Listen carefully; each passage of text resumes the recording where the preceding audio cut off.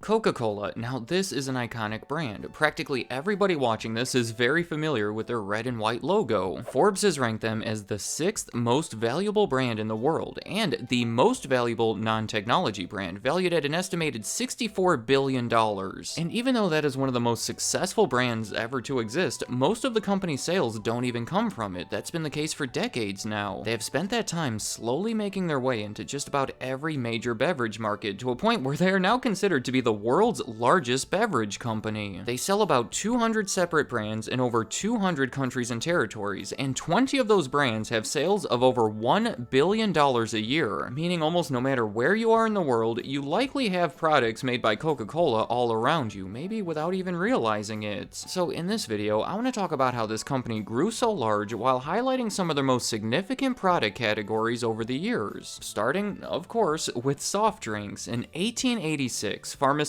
John Pemberton invented Coca-Cola. He had a lab in Atlanta where he would invent various over-the-counter medicines, and one of them was the original Coca-Cola. He took it down to a nearby pharmacy where they started selling it as a fountain drink for 5 cents, and it gained a little bit of traction. Their accountant was actually the one who came up with the name Coca-Cola because the recipe included extracts of cocoa leaf and cola nuts, and he thought that the two C's together would be good for marketing. They took out ads in the newspaper talking about both the medical benefits and how refreshing it was, I guess trying to attract everyone whether they were sick or not, but it wasn't the most effective. Over the first year, they were selling about 9 glasses of it a day, which didn't even cover the advertising expenses. I feel bad for Dr. Pemberton because even though he invented one of the most iconic products of all time, he never realized it, and it mostly turned out to be a sad endeavor for him. After about 5 years of struggling, he sold the business for an estimated $2,300 and died 3 years after that. The buyer, though, was Asa Candler, who was the one responsible for turning it into something significant. He put a huge emphasis on advertising, signs, samples, traveling salesmen. An $11,000 budget when he first took over was raised to $1 million over the next 20 years. He made a deal for others to bottle it throughout the country, changed the recipe to eliminate small amounts of cocaine that were initially in the syrup, and by the time he left the company in 1916 to become the mayor of Atlanta, by the way, Coca-Cola was a nationally known popular product. I think it's interesting that Coca-Cola was widely considered to be a refreshing summer drink, reflected by how much lower the sales were in the winter months. So in the 1920s, they started a big campaign to try to change that, including a bunch of Christmas ads and the slogan, "Thirst knows no season." Well, in the 1930s, as part of these efforts, they commissioned an artist named Haddon Sundblom to create an illustration of Santa Claus with a Coke. They continued on with similar ads for decades and were so aggressive with them that many of the characteristics of that depiction of Santa Claus are believed to have shaped our current image of him. So much of their success over the years has been because of effective advertising like this. In the early 1970s, they had their "I'd like to buy the world a Coke" campaign, first on the radio and then it became a popular commercial. They had a famous Super Bowl commercial featuring NFL player Mean Joe Green, where the team went on to actually win the game that day. So we can see why they had always been really protective over the Coca-Cola name, trying to keep it as strong as possible. Up until that point, it had only been used on the traditional Coca-Cola product, and that's it. But in the 1980s, everything changed, when new leadership caused them to take some risks by attaching the name to other products. First it was Diet Coke in 1982, later considered to be one of the most successful consumer product launches of the decade. Then it was New Coke 3 years later. That's a different video if you want to hear more about it, but it was considered to be the worst product launch of the decade. Cherry Coke also came out that same year, and then they were hesitant to attach that name to anything else major until the early 2000s, when they introduced Vanilla Coke and then Coca-Cola Zero. Alright, that's enough about Coca-Cola. Moving on to some other soft drinks,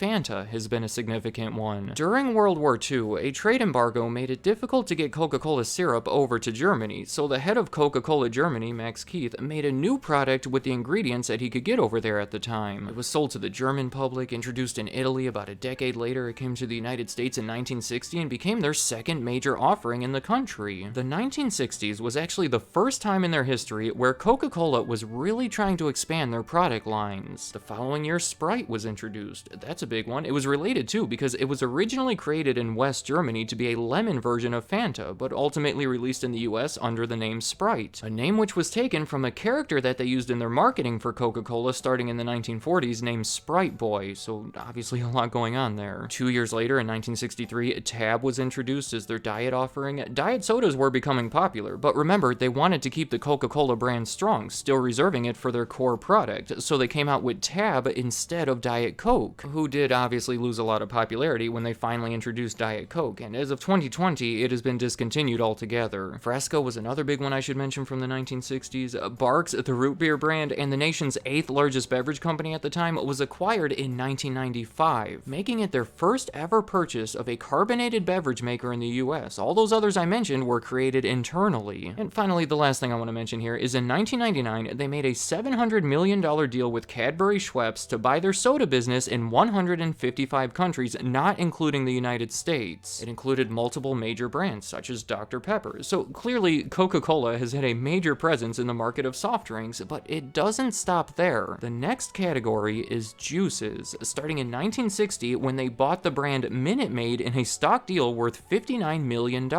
It was a significant deal, in part because it was their first major involvement in something outside of soft drinks. Minute Maid is mostly known for their orange juice. Before they were part of Coca-Cola, they were the first to sell frozen concentrated orange juice in the US, but as part of Coca-Cola, they introduced the ready-to-drink bottled stuff. It became a huge hit in grocery stores all over the place and became a huge brand. Today, the Houston Astros play at Minute Maid Park. Maybe you remember that 1960 is the same year that they introduced Fanta in the US, leading us to believe that a motivation behind this acquisition was to eliminate competition against other fruit-flavored drinks. And the deal also included the brand High C, so for more than 60 years now, all of that has been part of Coca-Cola. By the 1990s, juices were considered to be one of the fastest growing categories in the industry, so in 1994, they introduced Fruitopia. It was in a big way. They invested $30 million in marketing when they launched the brand and announced an additional $150 million investment later in that year to expand production of it. Maybe you remember the crazy looking commercials for it. It has since become known as one of those 90s brands because it didn't make it too far beyond that. After an initial burst of popularity, their sales started to fall and it was mostly discontinued by 2003, likely because they felt it made more sense to invest the resources into the stronger, more promising Minute Maid brand. In 2001, they spent $181 million to buy Odwalla, known for their fruit juices and smoothies, but in 2020, they announced that they would be shutting down production of it, but then sold it to an investment firm the following year. Also, in 2001, they launched an original juice product called Simply Orange, later followed by Simply Lemonade and other Simply products. The next category is water. Their first major involvement, again, was in the 1960s, when they bought a company called Belmont Springs that they sold about 20 years later. Their next big involvement, I'm sure you're more familiar with, it was Dasani. They came out with it in 1999, and despite a fair amount of criticism over the years and a disastrous attempt to expand into the UK, it has become a top-selling brand. Then, in 2007, Coca-Cola bought Energy Brands. It was a massive $4.1 billion